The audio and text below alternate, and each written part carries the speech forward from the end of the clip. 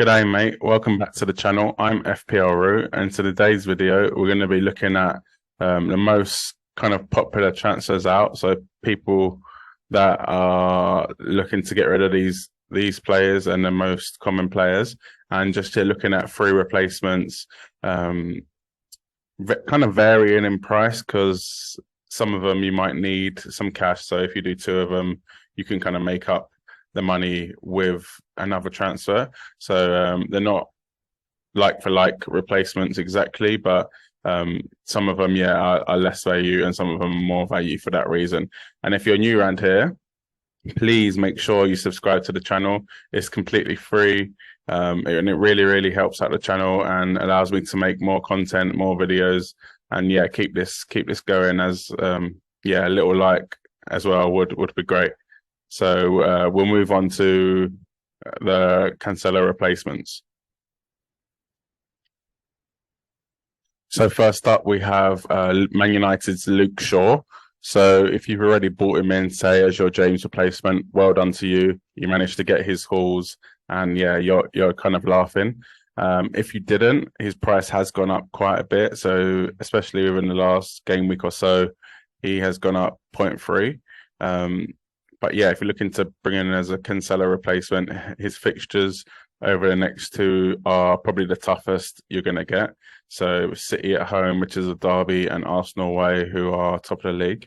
Then they do have a run of easier fixtures, starting with Crystal Palace at home and Leeds away. He is projected to get 12.5 points over the next 4 game weeks, and coming in at 12.3% owned. He's not highly owned, but I guess that percentage would be higher within, say, the top million or the top 100k. For me, I'd wait.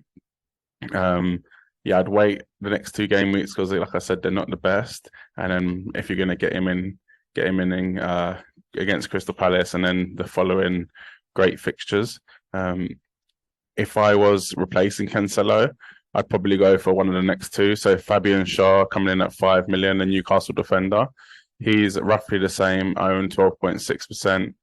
And he has Fulham at home, Crystal Palace away, West Ham at home, and Bournemouth away. And he's projected almost 20 points, so 19.6 points over the next 4 game weeks. Any Newcastle defender could be a good option, but Schär does have that goal threat, and he does score screamers every now and again from 40 yards.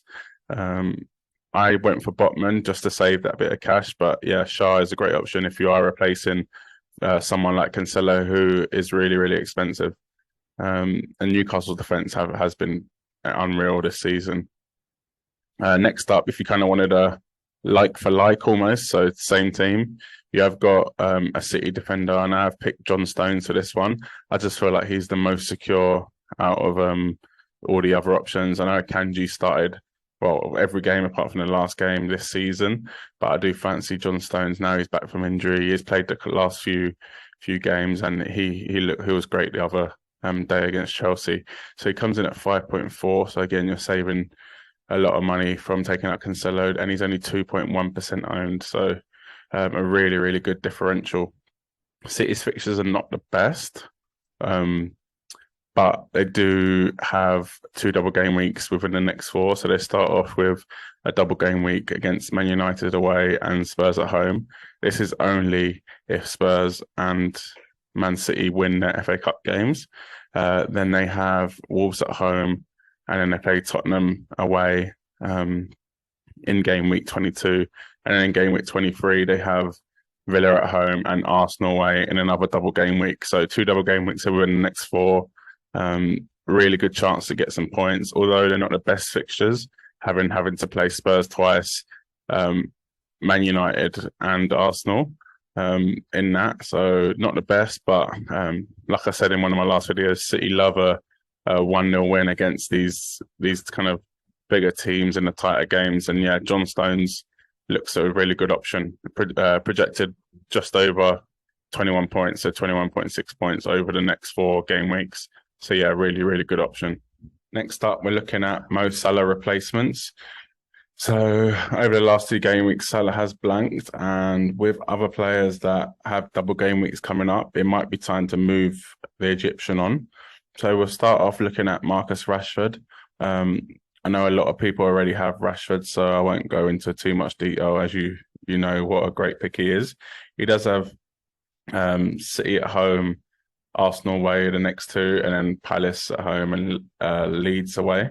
So tough two fixtures. I'd probably wait if you don't actually own him already. Obviously, if you own him, keep him because he's been on fire. But if you don't own him, I'd probably wait the next two and then get him in after that, as I feel like there's better options over the next two game weeks. He is projected 13.2 points over the next four, and he comes in at 7 million. So yeah, really, really good option. He's on fire this season. He scored a goal in the FA Cup as well against Everton. So he's doing it in all competitions. So yeah, really, really great options. But I'll probably wait if you're looking to bring him in now. Yeah, give it the next two games, as United could win them games and he could score, but I can't see any holes in them next two games. We then have Son Heung-min. So he got his first goal of the season in a game that he started. The only other goals he did score this season was as a substitute, and it was a hat-trick against Leicester City at home. So yeah, he's not performed like he has done in the previous 6 seasons. So he's been at Spurs, especially last season. He does come in at 11.6, so really expensive, but he's only 6.1% owned. And he does have like a double game week if Spurs and City win the FA Cup game over the next few days. So we have Arsenal at home, tough. City away, double game week. Then Fulham away, which is tough again. City at home, and then Leicester away. So really tough fixtures over the next 4, but they do have that double game week, and on their day, Spurs can put in a performance and beat anyone. Son does actually perform better against these teams, as you can hit them on the counter, make them runs in behind. So he is projected just under 21 points over the next 4, so 20.9. So yeah, not the best, but if you want to punt, then yeah, definitely go for Son. Probably the biggest chancer this week would be for Kevin De Bruyne, so Salah to De Bruyne.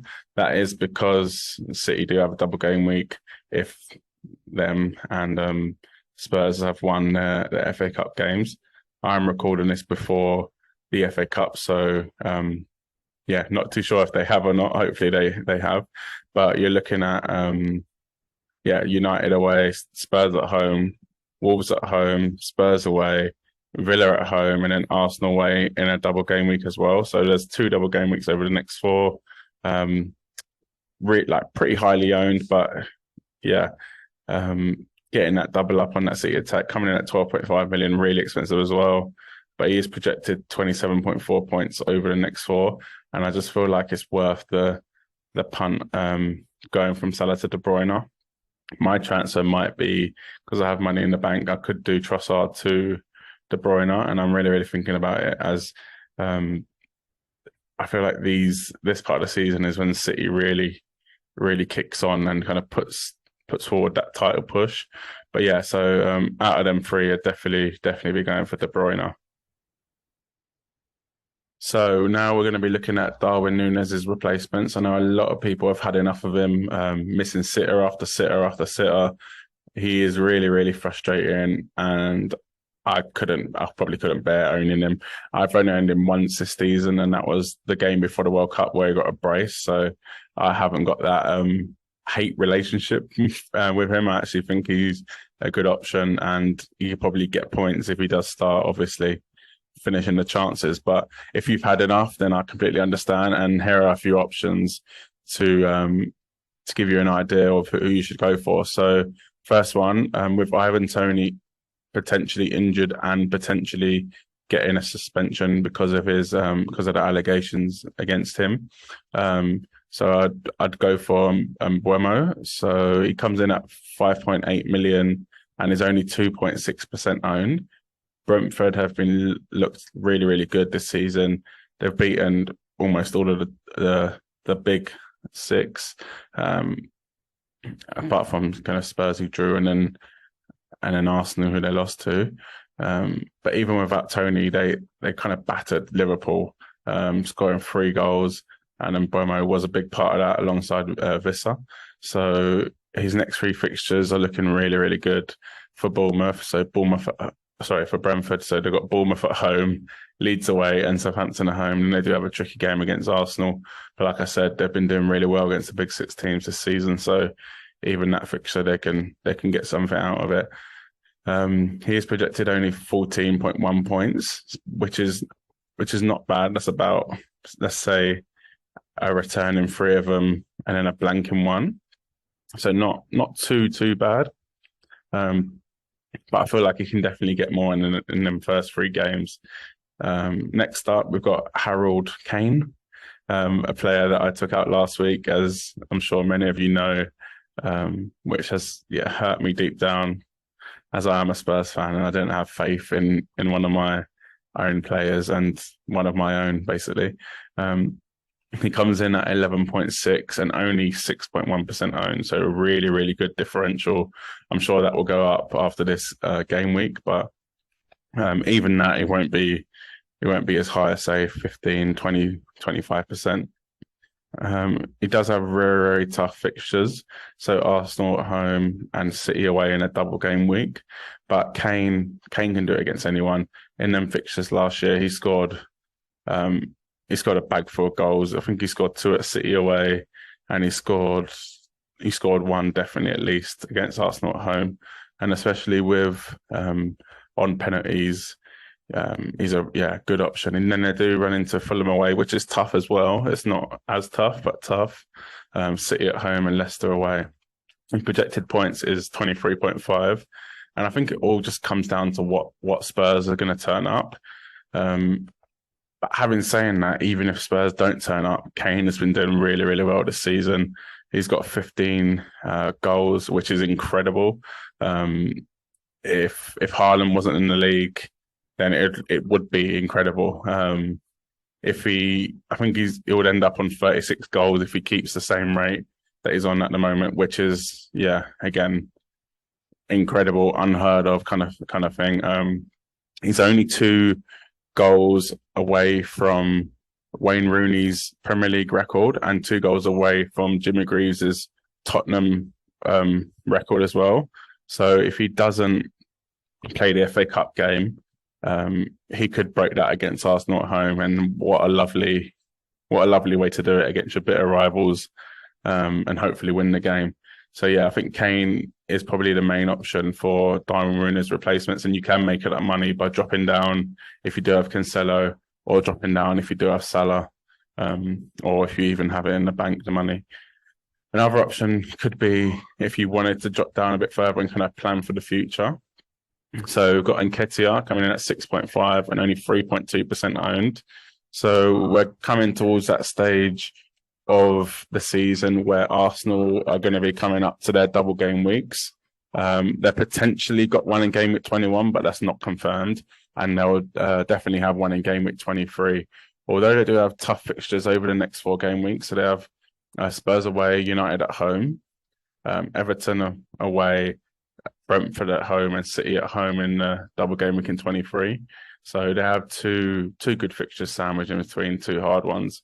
Nketiah is cheap, so you're not really looking for return every game. If you can get one out of the Spurs away or United at home fixture, and then get one in each of the Everton away and Brentford at home, and then you're looking good going into that double game week. For me, he is projected 9.8 points, which is not great. But it's kind of another way to double up on that Arsenal attack if you do have Martinelli or you do have Saka. It might be a bit hard to get Saka and Martinelli in the same team because there's really good midfield options at the moment. So this is another way to kind of get into that Arsenal attack. But for me, Harry Kane is the one if you have the money, or find the money if you don't have the money. Well, that was it for my transfer tips for game week 20. If you've liked this video, please make sure you drop it a like. It's free. It takes 2 seconds, and it will really, really help out the channel and help out the video. Also, if you are new, make sure, or you're old around here and you just haven't subscribed because you don't really subscribe to channels, please do. It really, really helps out, and it's completely free.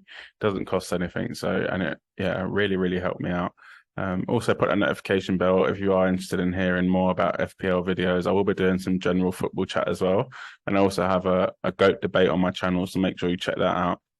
And make sure you leave a comments below. Who do you think is the best Salah, Cancelo or Núñez replacement? Make sure you let me know in the comments below, and I'll catch you in the next video.